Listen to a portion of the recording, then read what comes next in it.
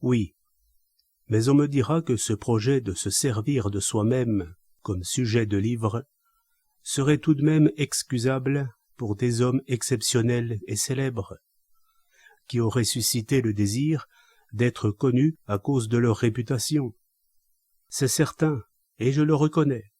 Je sais bien que pour voir un homme ordinaire, c'est à peine si un artisan quittera des yeux son ouvrage, alors que pour un grand personnage connu, il lui suffit d'arriver en ville, et voilà que les ateliers et les boutiques se vident. Il n'est pas bien de se faire remarquer, sauf pour celui qui offre de bonnes raisons d'être imité, et dont la vie et les idées peuvent servir de modèle. César et Xénophon disposaient, par la grandeur de leurs exploits, d'une base solide et justifiée, sur laquelle fonder et affermir leur récit.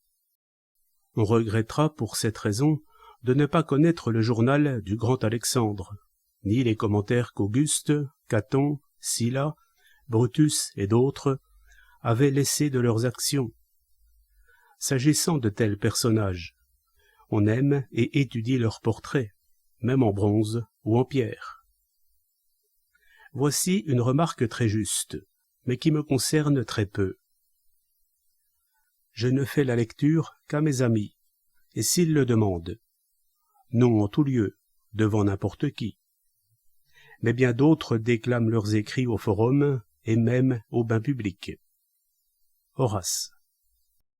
Je n'élève pas ici une statue pour qu'elle soit mise au carrefour d'une ville, ou dans une église, ou sur une place publique. Je ne cherche pas à gonfler mes pages de balivernes. Je parle en tête-à-tête. Perse. Elle est à mettre dans un coin de bibliothèque, pour distraire un voisin, un parent, un ami, qui aura plaisir à m'y retrouver et renouer avec moi à travers elle.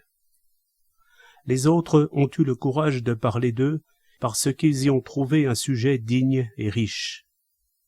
Moi, à l'inverse, c'est pour l'avoir trouvé si stérile et si maigre qu'on ne peut y soupçonner aucun sujet d'ostentation.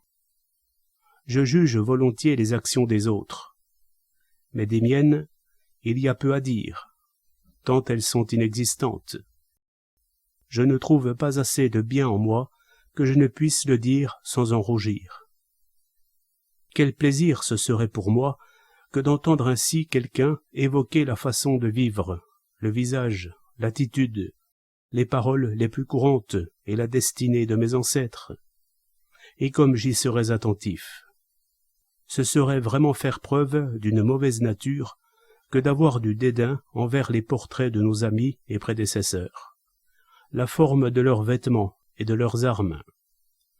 Je conserve d'eux l'écriture, le sceau, le livre d'heures, une épée qui leur appartenait et dont ils se sont servis, et je n'ai pas enlevé de mon cabinet de travail les longues badines que mon père tenait d'habitude à la main. L'habit d'un père, son anneau, sont d'autant plus chers à ses enfants qu'ils avaient plus d'affection pour lui. Saint Augustin. Si toutefois ma postérité a d'autres goûts, j'aurai bien de quoi prendre ma revanche. Ils ne sauraient faire moins grand cas de moi que je n'en ferai d'eux en ce temps-là. La seule concession que je fasse au public, c'est d'en passer par l'imprimerie, plus vive et plus aisée. Et en récompense, je pourrai toujours servir à emballer quelques mottes de beurre au marché. Que les thons et les olives ne manquent pas d'emballage. Martial. Et je fournirai souvent au maquereau leur ample tunique. Catulle. Et quand personne ne me lirait, aurais-je perdu mon temps d'avoir consacré tant d'heures oisives à des pensées si utiles et si agréables. Moulant cette figure d'après moi-même, il m'a fallu si souvent me façonner et mettre de l'ordre en moi pour m'extraire, que le modèle s'en est affermi, et en quelque sorte formé lui-même. En me peignant pour les autres, je me suis peint avec des couleurs plus nettes que celles qui étaient les miennes au début. Je n'ai pas plus fait mon livre que mon livre ne m'a fait. C'est un livre consubstantiel à son auteur. Il ne s'occupe que de moi. Il fait partie de ma vie.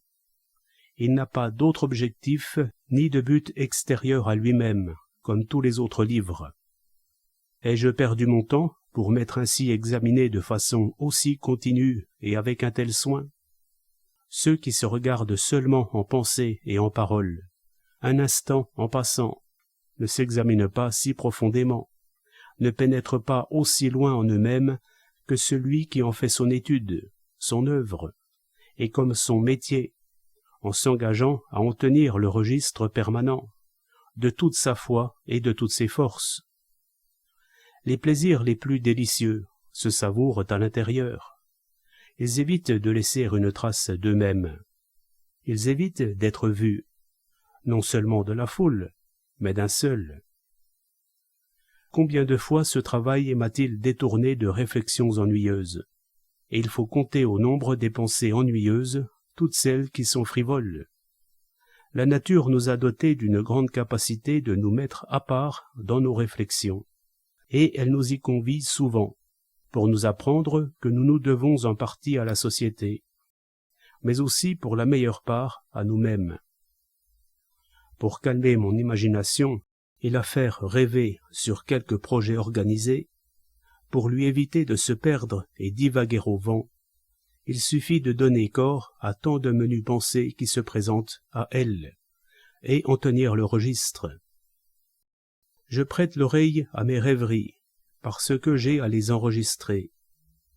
Combien de fois, agacé par quelque action que la civilité et la raison m'interdisaient de critiquer ouvertement, m'en suis-je soulagé ici, non sans l'arrière-pensée d'en instruire le public.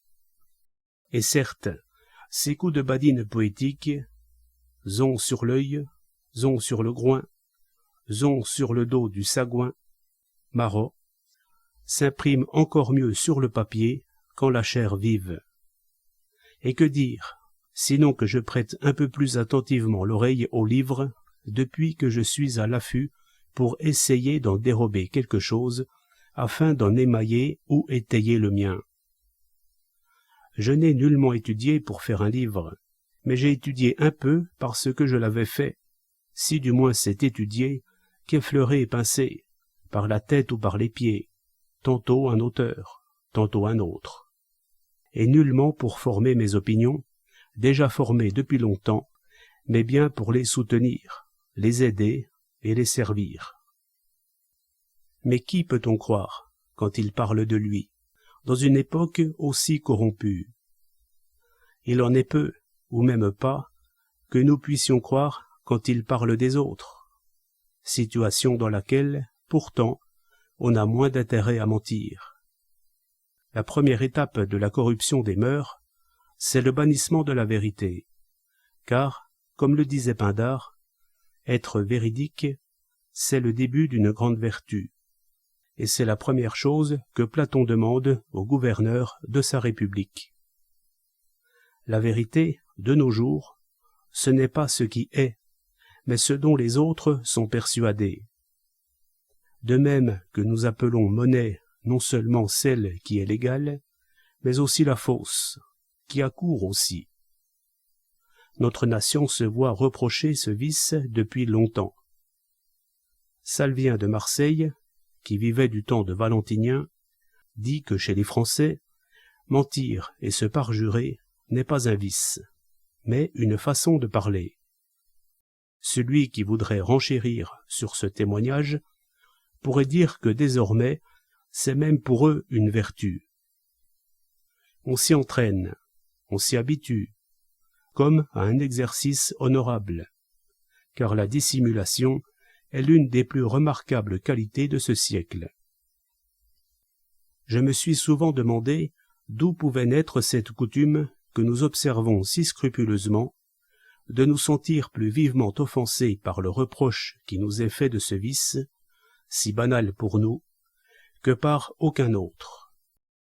Et comment il se fait que ce soit là l'injure la plus extrême que l'on puisse proférer à notre encontre que de nous reprocher d'être menteurs. Mais en fait, je trouve naturel de se défendre surtout des défauts dont nous sommes les plus chargés. on dirait qu'en étant touché par cette accusation, en nous excitant à son propos, nous nous déchargeons quelque peu de la faute. Si nous la supportons effectivement, au moins pouvons-nous la condamner en apparence. Mais n'est-ce pas parce que ce reproche semble englober aussi la couardise et la lâcheté de cœur? Et est-il plus évidente couardise et lâcheté que de renier sa parole, et pire encore, de nier ce que l'on sait? C'est vice bien laid que le mensonge, un vice qu'un ancien dépeint de façon très honteuse quand il dit que c'est un témoignage de mépris envers Dieu, et en même temps de crainte envers les hommes. Il n'est pas possible d'en représenter plus complètement l'horreur, la bassesse et la turpitude. Car en effet, que peut-on imaginer de plus laid que de craindre les hommes et de braver Dieu?